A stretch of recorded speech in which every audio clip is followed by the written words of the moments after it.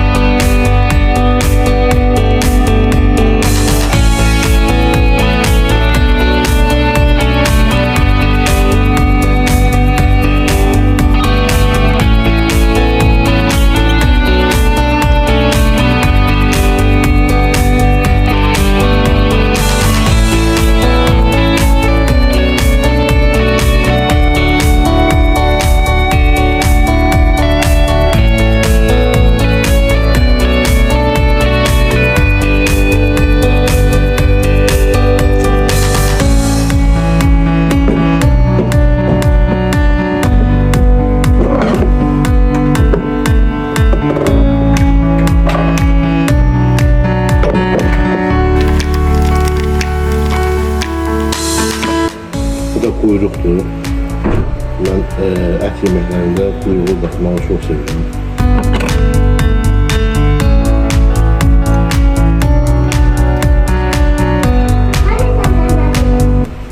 Tuz az miktarda çünkü kat katlayacak.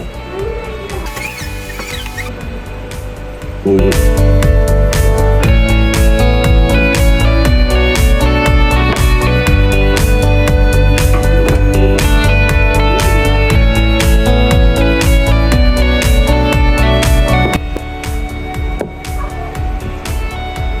Sümürlü etleri alttan.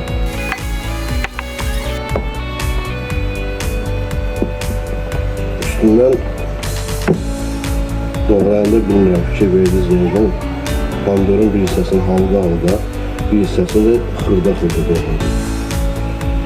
Xırda doğradıklarımı formadan üzerine döküyorum.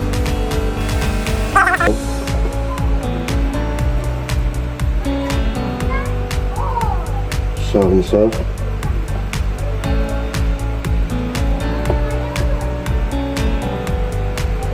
biber, üzerine zincir tuz, çok az miktarda.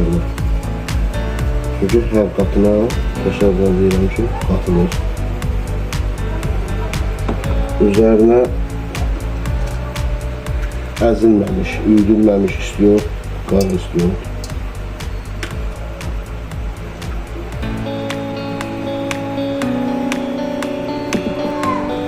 Pomidor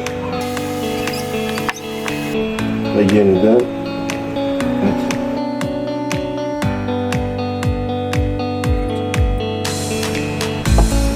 Yeniden üzerine soğan.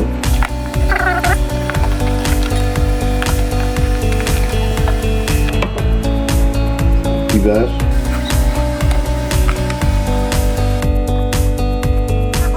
karışık yok, daha doğrusu acı biber, yeniden tuz, istiyor, üzerine yeniden et,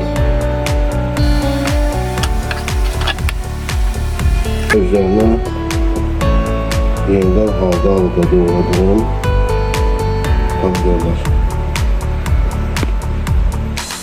Az miktarda xırda yeniden buyurun.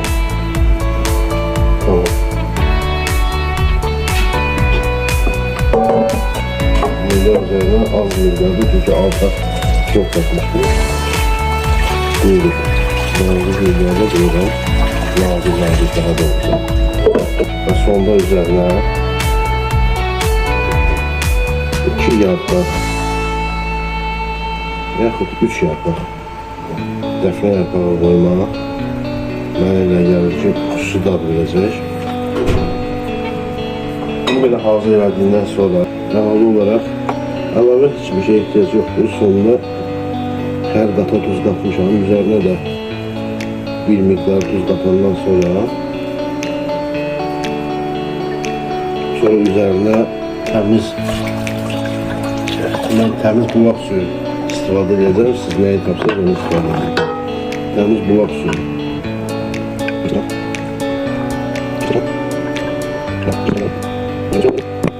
Qapağını üzerine çift şekilde koyup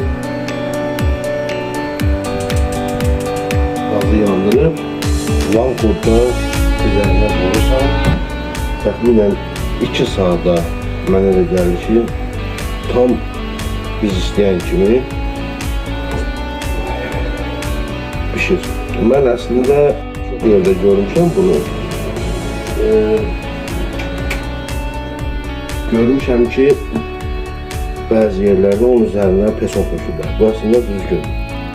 Şimdi mən də əlavə edəcəm üzərinə. Bir çay qaşığı məncə kifayət edir. O bir çay qaşığı şəkər tozu, pesoğun üzərinə ona görə əlavə edirlər ki, o ət öz şirəsinə buraxır suya. Bu da çox gözəl effekt. Buradadır. Bunu mən unutmamışdım. Sadəcə olaraq düşünərdim, dedim birdən necə qarşılayarlar, necə yəni üzərinə şəkər tozu, amma qatılanda çox güzel olmuş. Yəni bu artıq kifayət qədər ömür sürmüş nənələrdən, babalardan soruşsaq, onlar da təsdiq edir ki, bəli, buğlamanın üzərinə şəkər tozu qatmaq yəni həm ətin şirəsini buraxır, həm dadı tənzimləyir. Qaynağa düşdükdən sonra, müddətdən sonra, yəni artıq qaynağa düşür, biraz keçir, o ki, belə deyək, öz yağını, öz şirəsini buraxır, ondan sonra üzərinə alça turşusu əlavə edirik ki, 3 dad ki var, acı, turş və şirin, bu 3 dad bir-birini tamamlasın. Şirini dediyimiz kimi pesoqdan alacaq, acılığı istiyordan alacaq, duzluluğu öz yerində duzdan alacaq və turşuluğu da sonda üzərinə, sonda deyəndə hardasa bir yarım saatdən 40 dəqiqədən sonra üzərinə əlavə edədiyimiz alça turşusunu alacaq. Saat yarım 2 saatdan sonra görüşəcək. Hazır forması bax belədir. Belədir. Buğlamanı qoyandan bir yarım saat 40 dəqiqə sonra o belə alçaları bax bu formada atırsan, onun turşuluğu artıq keçəcək ona.